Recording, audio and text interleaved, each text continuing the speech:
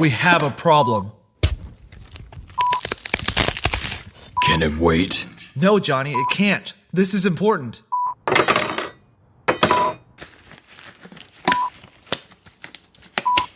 All right. We'll get to it. It's Matthew Finnis. I thought you handled that problem. Well, he didn't listen. But it's more than that. He has stumbled onto the body of 447, and he's found information about Doc. How did he stumble upon something that was taken care of 20 years ago, Eddie? Well, I didn't exactly get rid of him. There are reports of bodies being taken from the morgue last night in downtown Morston. Some believe this is a sign of terrible events to come. Police refuse to give a statement on any leads. What are you going to do to me? Please, just let me go. I don't know who did this to me.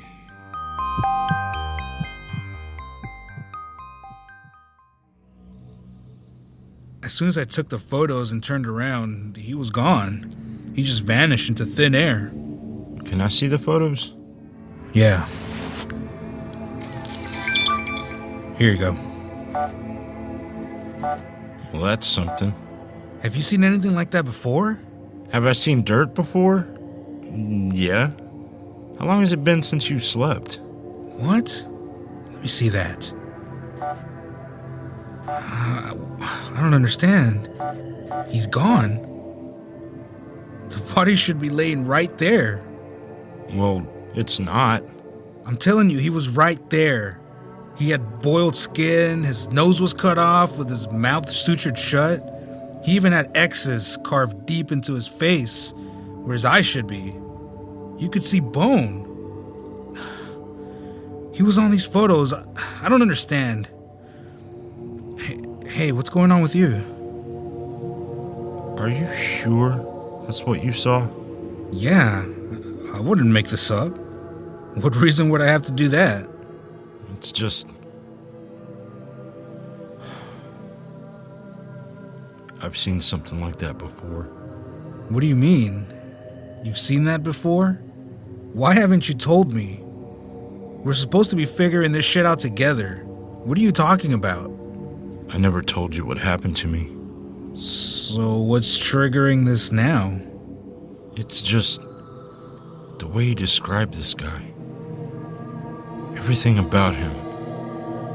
Every detail matches him. Him who? Who the fuck are you talking about? My son. My son.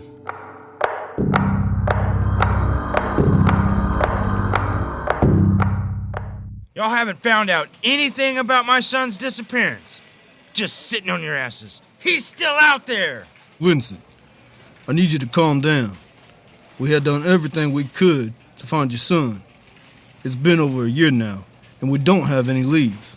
We put up with your persistence out of the respect for the time you've spent on the force with us. But it's done. There's nothing more we can do for you. We need you to leave before we have to lock you up. That's right. Y'all don't have anything. You guys are useless! Listen, Vincent. What? I worked on your son's case. I don't know how else to help you. You come in here every week. I feel terrible that there isn't more that we can do, but how about I tell you where the last lead took us?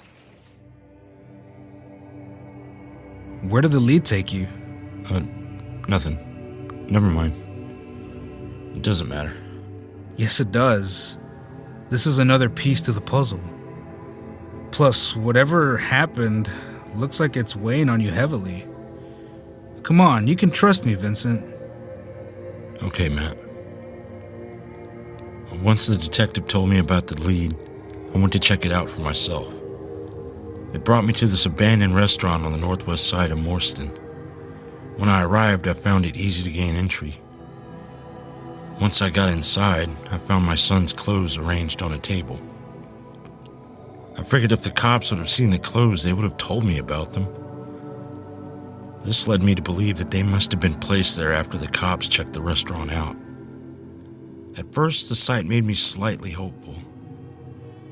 That soon dissipated when I realized that the room was covered in dry blood. The moment was then broken by light footsteps.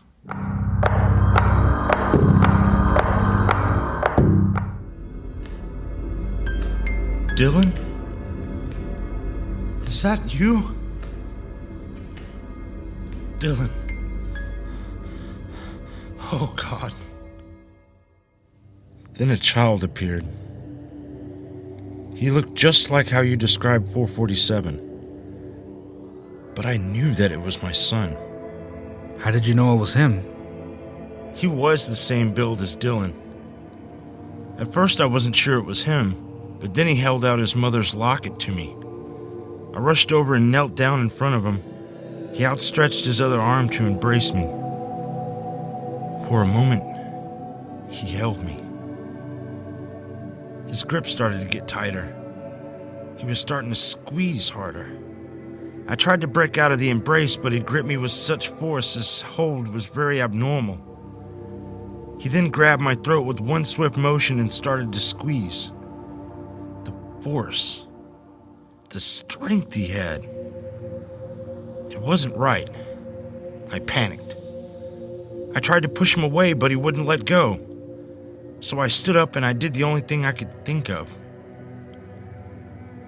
I slammed him into a wall.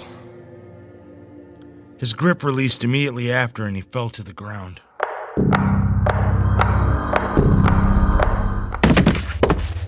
Oh God, Dylan. Dylan!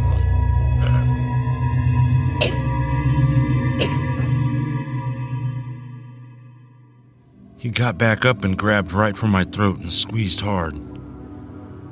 This time he was pulling like he was trying to rip out my throat. In that moment, I realized that my son was trying to kill me. Vincent, that wasn't your son anymore. It doesn't matter. I had to kill him. It's okay, man. You don't have to. No! You don't understand what they did to my boy. He had no eyes. As I looked down, my vision started to fade. I gripped his head and began driving it into the tile floor, over and over. I could hear his skull shatter, brain matter flinging everywhere, and the thickest blood I've ever seen oozing out. It's as if blood had already begun to coagulate. I know this is hard, Vincent. But tell me, what happened to your son's body? They took it. They took everything. Why? Why did they take my boy? My child? I need to know why. We will find out. We'll do this together. No, I will find out now. Maybe with this talisman we can open a channel and talk to someone. Maybe we can find out what they did to my boy. Look, it's doing something. It's glowing. Hello? Why the fuck did you take my son? Vincent, put it down. It's starting to burn your hand. Put it down!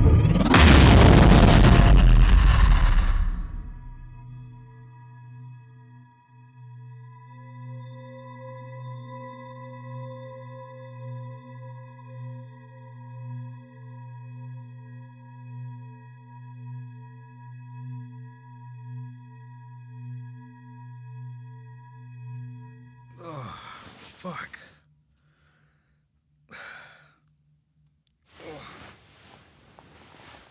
Fuck, my head. Oh. What the hell? Vincent? Vincent! No. No! Fuck! He's dead.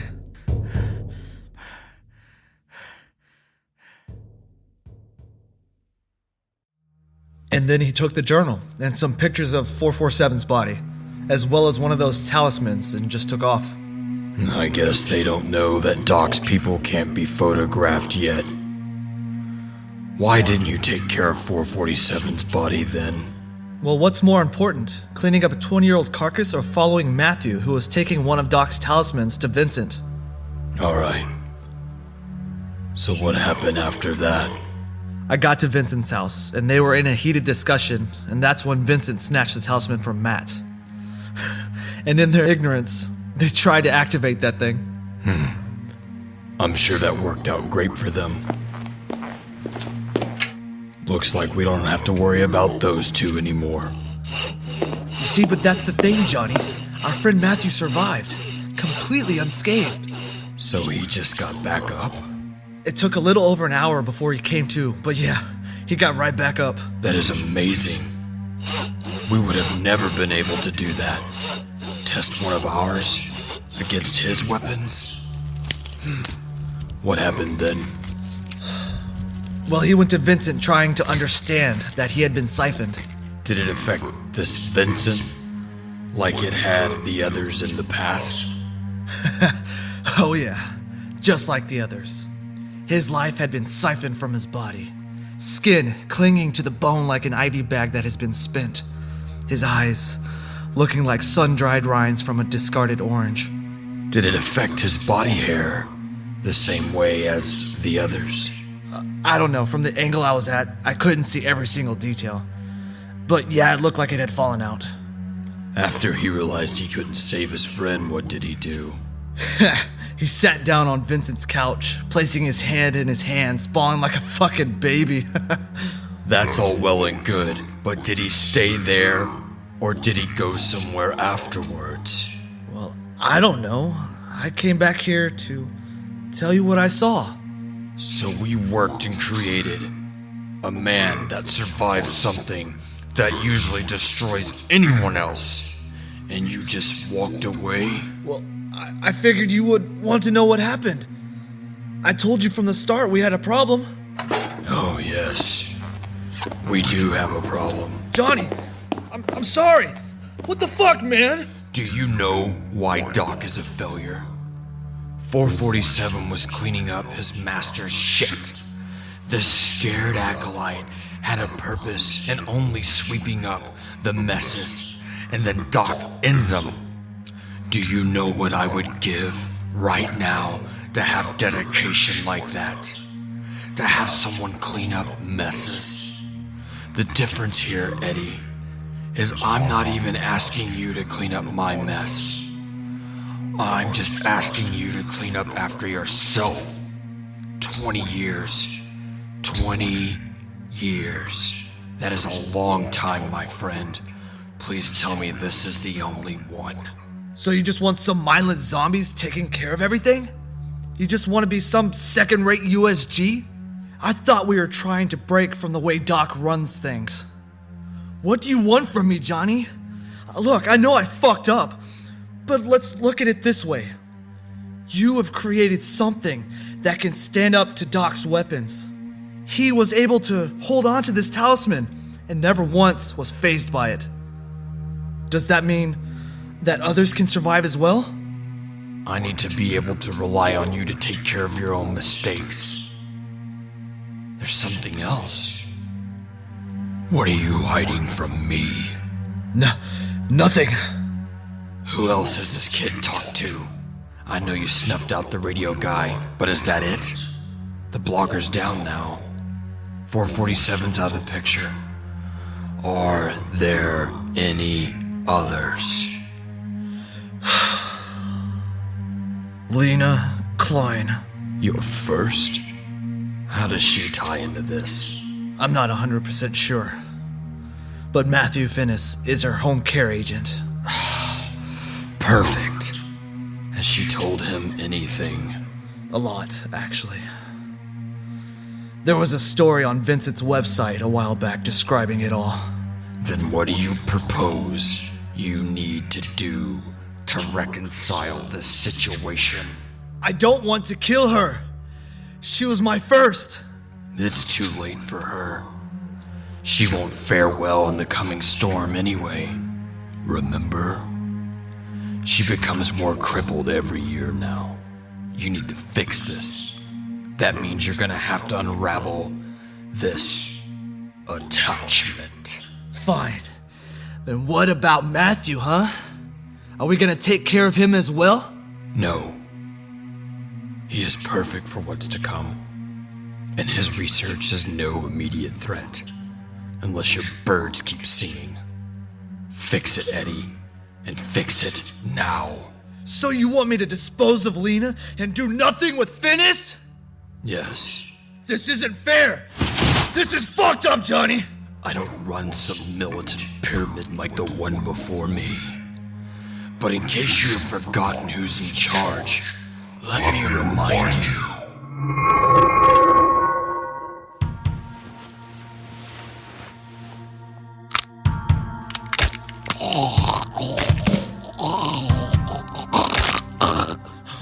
Look, Johnny, I'm sorry.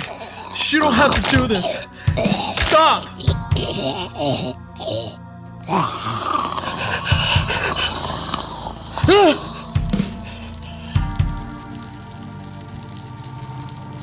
Fix it.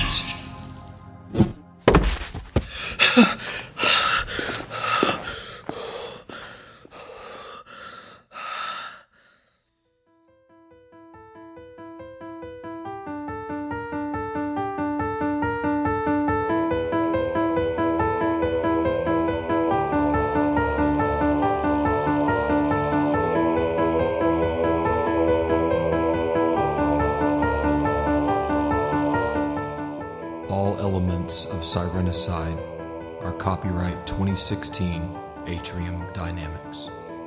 Please visit sirenicide.com for more details.